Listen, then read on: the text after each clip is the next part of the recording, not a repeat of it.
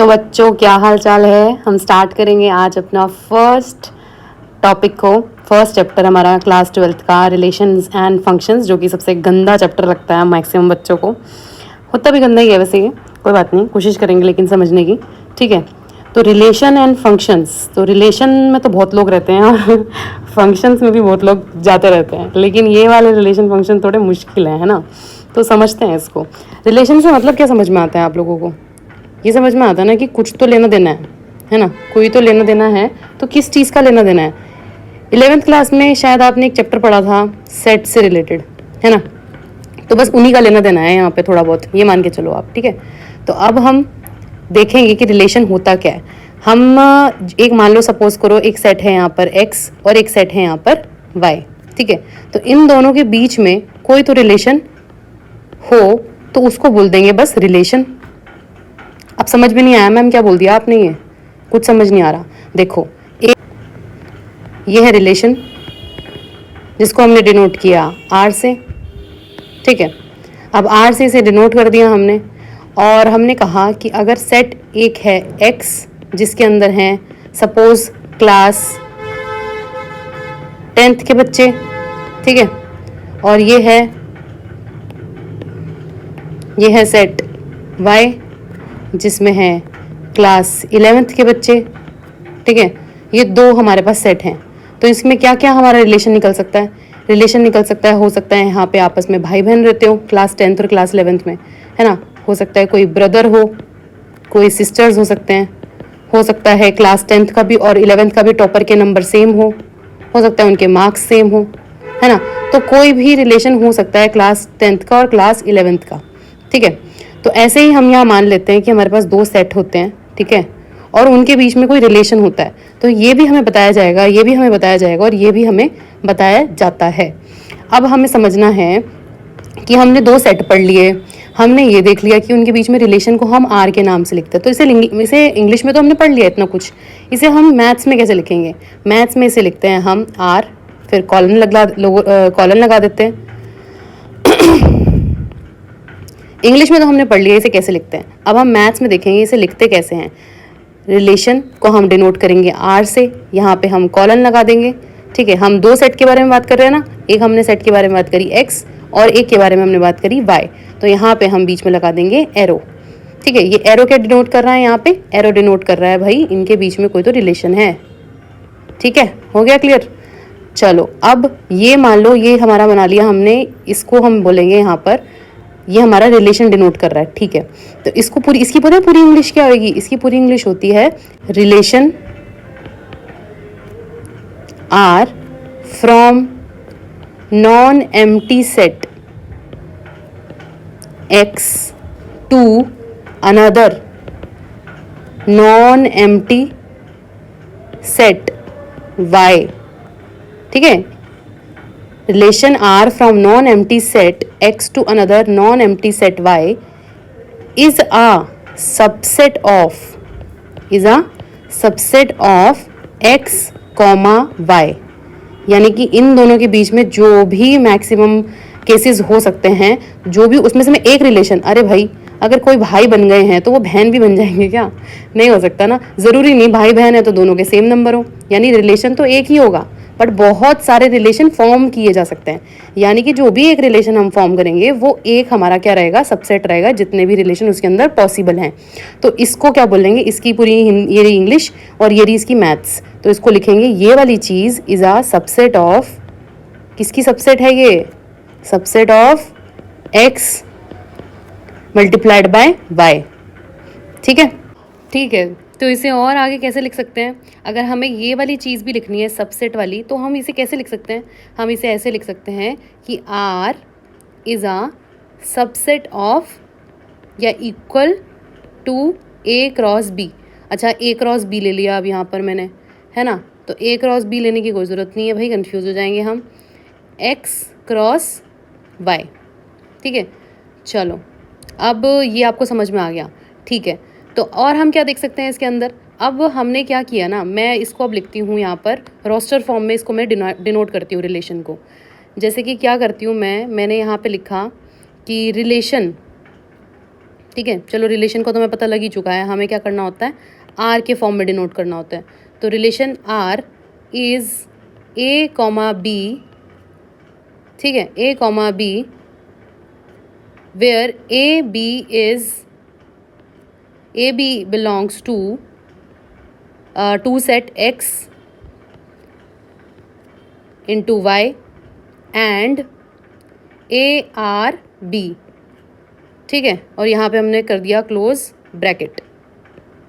ठीक है, अब ये इतना कुछ लिख दिया, समझ ही नहीं आ रहा, कोई बात नहीं, समझ नहीं आ रहा तो इतना तो समझ में आ रहा है, ये ए है और ये बी है, ये भी समझ में आ रहा है, यहाँ पे आर एक रिलेशन को ही डिनोट कर रहे हैं, और ये हमने दो सेट फॉर्म किए थे, उन दोनों का जितने भी रिलेशन हो सकते हैं वो यहाँ लिखा है। ठीक है, तो हम यहाँ पे क्या, इसको अगर मैं तोड़ के लिखूँ तो इसे ऐसे लिखा जा सकता है, इसको देखो दोबारा से देखो, इसको कैसे लिखा जा सकता है, इसको यहाँ लिखा जा सकता है कि a belongs to X and b belongs to Y, यानी कि ये जो दो चीज़ें हैं ना, मान के चलो कि ये एक एलिमेंट है, ये भी एक एलिमेंट है, ये एक बिलोंग कर रहा है एक्स सेट से, ये बी बिलोंग कर रहा है वाई सेट से, ठीक है ना, तो इस तरीके से इसे लिखा जा सकता है। अब ये क्या लिखा है यार, ये क्या चीज़ लिख दी है, ए आर बी, ये क्या लिख दिया, ये तो कभी ज़िंदगी में नहीं पढ़ा हमने, इसे ऐसे लिखते हैं, इसका मतलब होता है a related to b, a related to b को लिखते हैं ए आर बी।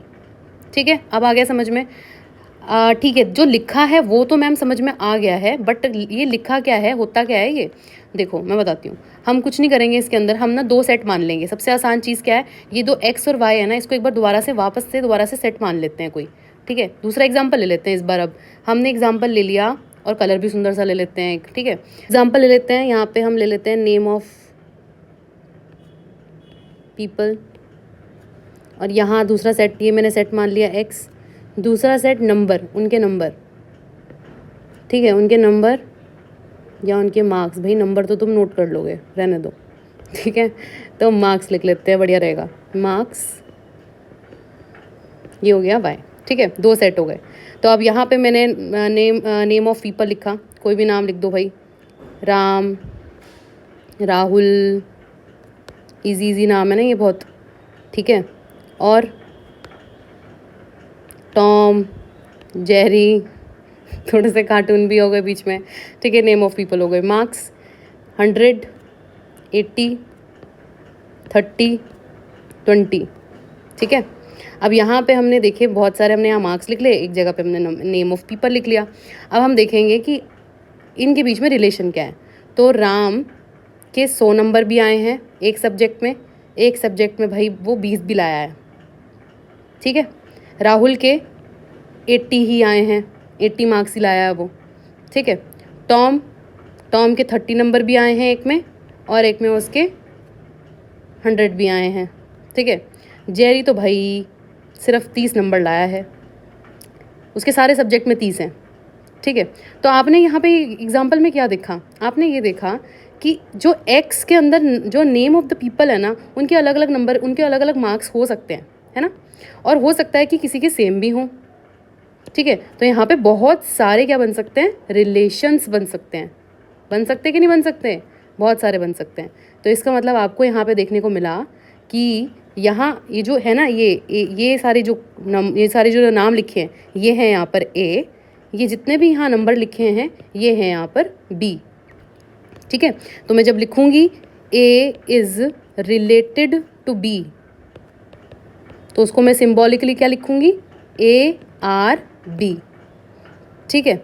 दूसरी चीज़ क्या लिख सकते हैं हम यहाँ पर, जितने भी एलिमेंट्स हैं, एलिमेंट्स कौन से, ये वाले एलिमेंट्स, अब ये एलिमेंट्स पता नहीं क्या केमिस्ट्री ले आई मैम बीच में, नहीं, एलिमेंट्स मतलब जो ये है ना एक्स के अंदर, एक्स के सेट के अंदर जो नाम लिखे हैं, राम, राहुल, टॉम, जेरी, ये एलिमेंट्स है। ये एलिमेंट्स किसके हैं, सेट के, कौन से वाले सेट के, एक्स के, ठीक है। हैविंग, इनकी एक इमेज है, इनकी क्या है, एक इमेज है, किस में, कहाँ पे है इनकी इमेज है भाई इनके नंबरों में, जिसके नंबर ज़्यादा उसकी इमेज बढ़िया, ठीक है, इन सेट वाई, ठीक है। अब ये समझ में आया, element of set X having image in set Y. लेकिन एक चीज़ नहीं लिखी मैम आपने यहाँ पर कि ये जो इमेज है ये यूनिक नहीं है, मैथ्स वाली मैम ने राम को बोला वेरी गुड, लेकिन इंग्लिश वाली मैम ने बोला राम तुमने बहुत ही गंदा परफॉर्म किया है। यानी कि इसकी इमेज तो एक नहीं है, अलग अलग है। इसका मतलब हो सकता है कि अलग अलग रिलेशंस उसमें बन सकते हैं, ठीक है ना। यानी कि एलिमेंट्स जो हैं सेट एक्स के, उनकी इमेज होगी सेट वाई में, लेकिन ज़रूरी नहीं कि ये यूनिक हो, not necessarily they are unique, ठीक है। दूसरी चीज़ मतलब दूसरी तो लिख दी, तीसरी चीज़ है it is not necessary for each and every element of set X to have an image in set B. अब यहाँ पे एक चीज़ और लिख देते हैं। सपोज करो यहाँ पे है हमारा नाम जॉन, ठीक है, ये एक नाम है। इंग्लिश वाले नाम बहुत जल्दी याद आते हैं, ठीक है। तो ये एक और बच्चा है, भाई इसके कुछ नंबर नहीं आए, इन्हें पेपर ही नहीं दिया, इसने पेपर ही नहीं दिए, ठीक है। तो इसकी कोई इमेज नहीं बनी, ये स्कूल ही नहीं आता, स्कूल छोड़ने वाला है कुछ टाइम बाद, ठीक है। इसकी कोई इमेज नहीं बन रही है। इसका मतलब ये है, हमें यहाँ से एक चीज़ और पता लगी, हमें ये पता लगा ज़रूरी नहीं कि सेट एक्स की कोई इमेज हो सेट वाई में। इसकी नंबरों में तो कोई इमेज नहीं है, मार्क्स के अकॉर्डिंग तो इसकी कोई इमेज नहीं बनी है, इसकी वैसे इमेज बहुत ख़राब बन गई है, ठीक है। समझ रहे हो ना। मैं इस एग्जाम्पल को प्लीज़ कमेंट में लिखना ज़रूर कि समझ आ भी रहा है कि नहीं आ रहा है। मैं कोशिश कर रही हूँ कि छोटी सी चीज़ को भी बहुत अच्छे से समझाऊँ, क्योंकि उड़ा उड़ा के तो कराया ही जा सकता है ना, लेकिन मैं कोशिश कर रही हूँ कि आपको ये चीज़ें समझ में आ जाए। कल को अगर आप मैथ्स पढ़ते हो किसी कॉम्पिटिटिव एग्जाम के लिए तो भी आपको समझ में आनी चाहिए, है ना भाई। और पेपर भी क्लियर हो जाएगा, फिर आपको दो मतलब एक तीर से दो निशाने हो जाएंगे, ठीक है। तो अभी क्या हुआ, हम वापस से आते हैं ज़रा बातों पे फिर से, कि जॉन की ना वैसे इसमें मार्क्स में कोई इमेज नहीं है, बट वैसे तो उसकी बेकार इमेज है। तो इसका मतलब हम सेट के बारे में बात कर रहे हैं कि ज़रूरी नहीं कि सारे एलिमेंट्स जो हैं इसके अंदर, जितने बच्चे मेरे एक्स सेट में, ज़रूरी नहीं उनकी इमेज सेट वाई में हो सकता है कोई और सेट बना रखा है किसी और ने, है ना। टीचर्स अलग अलग सेट बना लेते हैं ना, मार्क्स के अकॉर्डिंग, जो बच्चा काम कर देता है उसके अकॉर्डिंग। तो ऐसे हो सकता है किसी और सेट में उसका अच्छी इमेज हो, बुरी इमेज हो, लेकिन सेट वाई में तो उसकी कोई इमेज नहीं बन रही। तो इससे हमें ये भी समझ में आ गया, ठीक है। अब यहाँ पे ये चीज़ आपको समझ में आ गई, ठीक है। अब यहाँ पे हम एक और कॉन्सेप्ट सीख लेते हैं हाथ के हाथ, डोमेन, ठीक है, को डोमेन, ठीक है, को डोमेन। को डोमेन को ना एक और नाम से बोलते हैं, इसे बोल देते हैं रेंज। भाई बहन है ये डोमेन, को डोमेन, ठीक है। अभी डोमेन क्या होती है, डोमेन मतलब जो कि हम पढ़ रहे थे अभी सेट एक्स के अंदर, ठीक है। Domain of a relation is a collection of elements of first set, ठीक है, first set that it is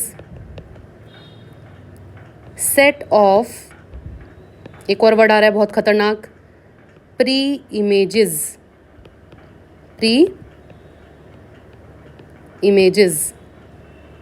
under the relation, ठीक है। मैम सब कुछ समझ में आया। ये कलेक्शन तो हमें पता है, एलिमेंट भी आपने बता दिया, फर्स्ट सेट, ठीक है, हम पहले वाला सेट हमने एक्स लिया था। It is a set of pre images. ये क्या है, इमेजेस क्या होता है, इमेजेस यहाँ पे देखो क्या होता है, यहाँ पे जो ये है ना, ये Ram, Rahul, Tom, Jerry, John, ये क्या है, ये है इमेज, ठीक है। और ये भी क्या है, इमेज, ठीक है, दोनों इमेज हैं। यानी जितने भी ए एलिमेंट्स हैं एक्स के अंदर और जितने भी बी एलिमेंट्स हैं, इन दोनों को बोल सकते हैं हम इमेजेस। कुछ समझ में आ रहा होगा आपको, एलिमेंट्स, इमेजेस, ऐसे ऐसे बोलते हैं हम, ठीक है ना।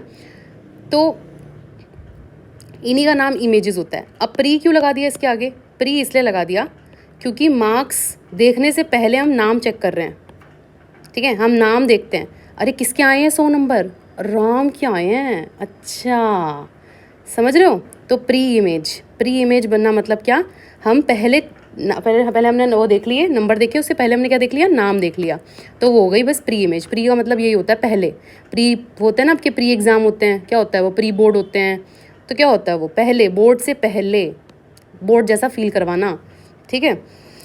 तो दूसरा है कोडोमेन और रेंज। देखो कोडोमेन और रेंज में थोड़ा सा ही फ़र्क है। पहले ना एक काम करते हैं, कोडोमेन समझते हैं, कोडोमेन क्या होता है। ठीक है, तो कोडोमेन मतलब होता है कि यहाँ पे इसे हम इस तरीके से लिख सकते हैं कि यहाँ पे जैसे मैंने डोमेन को समझाया, सेट एक्स होता है, कोडोमेन मान के चलो आप कि सेट वाई होता है। ठीक है, सेट वाई होता है, जो दूसरा सेट आपको गिवन है उसको बोलते हैं यहाँ पे कोडोमेन।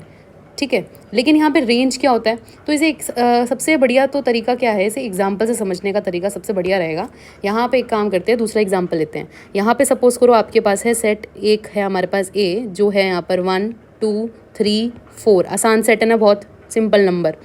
सेट बी है हमारे पास 1 2 3 4 5 6 7 8 9, ये हमारे पास दो सेट हैं और एक फंक्शन है।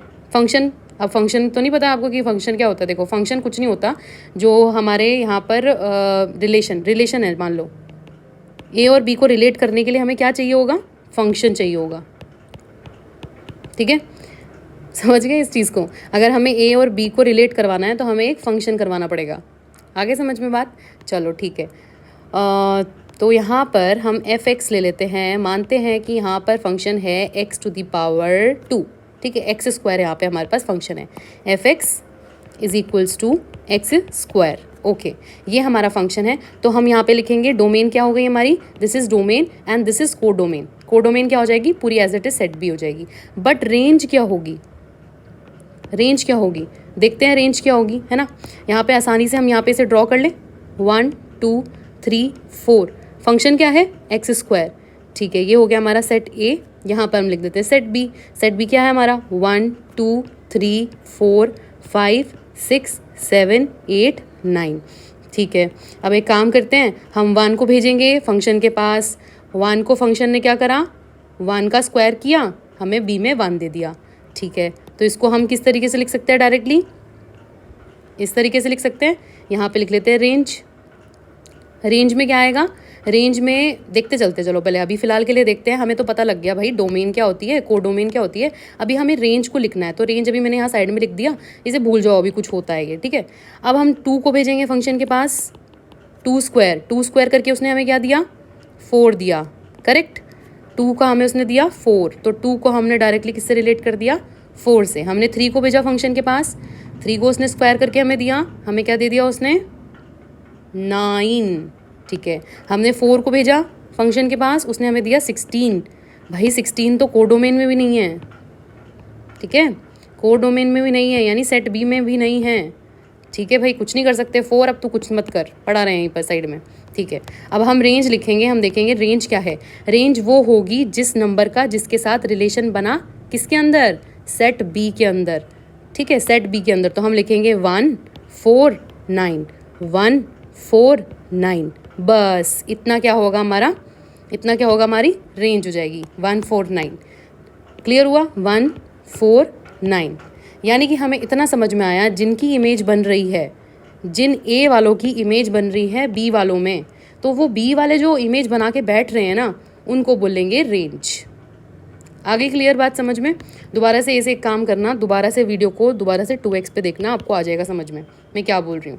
यहाँ पे हमने ए को लिखा डोमेन, जो बी दिया है उसे बोला कोडोमेन। कितने सारे लोगों का रिलेशन नहीं बन रहा है, आप देख रहे हो। 2 का सिर्फ 4 से बन रहा है, 3 का सिर्फ 9 से बन रहा है, क्योंकि हमने यहाँ पे फंक्शन डिफाइन कर दिया है। यहाँ पे हमने एक रिलेशन के बारे में बात करी। हो सकता है मैं यहाँ पे फंक्शन दे दूँ x, अगर मैं यहाँ पे x फंक्शन दे दूँगी तो मेरी अलग रेंज बनेगी। करके देखें एग्जाम्पल एक और। मान लो यहाँ पे फंक्शन है दूसरा, ये है a, फिर से b, यहाँ पे लिखते हैं 1 2 3 4, 1 2 3 4 5 6 7 8 9। अब देखते हैं हमारा फंक्शन बदल गया, अब हम लिख रहे हैं x। ठीक है, हमें रिलेशन दूसरा दे दिया, भाई हम एक्स स्क्वायर के साथ नहीं जाना चाहते, हमें एक्स वाला फंक्शन कराना है, हमें यहाँ पे फंक्शन कराना है, एक्स में कराना है। ठीक है, तो हमने क्या किया, हमने 1 को भेजा एक्स के पास, उसने हमें क्या दिया 1। हमने 2 को भेजा एक्स के पास यानी फंक्शन के पास, उसने हमें क्या दिया 2। हमने 3 को भेजा, उसने दिया 3। 4 को भेजा 4। ठीक है, अब हमें इतना समझ में आया, ए वाले ने सबने इमेज बना ली अपनी बी वाली में। ठीक है, सारी इमेज बन गई। ठीक है, लेकिन ये बच गए ना, 5 6 7 8 9 तो बच गए, तो ये हमारी रेंज नहीं है। रेंज क्या होगी हमारी, 1 2 3 4। अब ये वाला एग्जाम्पल तो बहुत ही खतरनाक हो गया भाई। डोमेन, हमारा डोमेन क्या हो गया, रेंज के जैसा हो गया एकदम। है ना। बाई चांस हो गया इस एग्जाम्पल में, कोई वो मत लगा देना यहाँ पर रिलेशन कि ऐसा ही होता है, ऐसा नहीं होता। फंक्शन पे डिपेंड करा ना, आपने देखा ना हमारी रेंज बदल गई फंक्शन की वजह से। अब रेंज क्या हो गई 1 2 3 4, पहले क्या थी 1 4 9। रेंज बदलती जा रही है जैसे हम फंक्शन बदल रहे हैं। तो मुझे ऐसा लगता है कि अब हमने इंट्रोडक्शन बहुत अच्छे से कवर कर लिया है, हमारी रेंज, कोडोमेन, ये सब क्या होता है। अब हम नेक्स्ट पढ़ेंगे कि हमारे फंक्शंस कितने तरीके के होते हैं, ठीक है। तो अगर आपको ये वीडियो अच्छी लगी, आपको सारी मेरी बातें समझ में आई, ठीक है, वो आपको हेल्पफुल लगी, तो आप क्या कर सकते हैं, अपने फ्रेंड्स को इसे शेयर कर सकते हैं, इस वीडियो को लाइक कर सकते हैं, और आप बता सकते हैं कमेंट करके कि आपको कुछ समझ में आया या नहीं आया, ये वीडियो बनाने का तरीका आपको मेरा कैसा लगा। और मैंने कोशिश करी है कि आपको मैं डिटेल में अच्छे से समझाऊँ। और आप मेरे चैनल को प्लीज़ सब्सक्राइब कर दीजिए ताकि मैं और भी वीडियोज़ लेके आ पाऊँ आपके लिए।